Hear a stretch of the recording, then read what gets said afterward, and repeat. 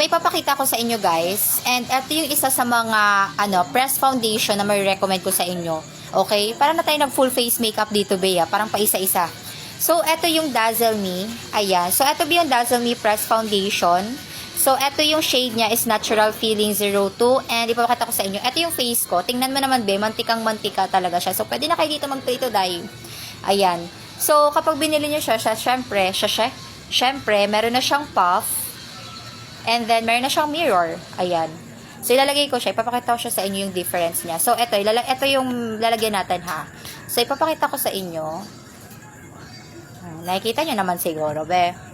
Kung kayo yung tipo ng tao na super oily yung mukha ninyo, be, and ayaw nyo pumasok sa school na talagang nagmamantika ang mukha ninyo, be, see the difference?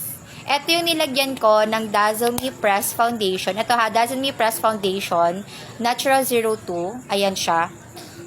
Be, ito yung meron ha. Ito yung meron at ito yung wala. So, nakikita nyo naman siguro yung difference. So, ito, nawala yung pagkamantika niya, pero itong kabila, nagmamantika talaga.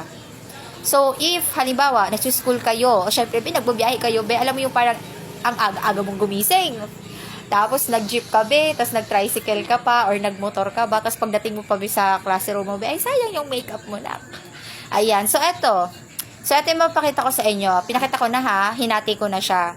So, ito yung merong Dazzle Me na press foundation and ito yung wala, 'di ba? So, tingnan mo naman.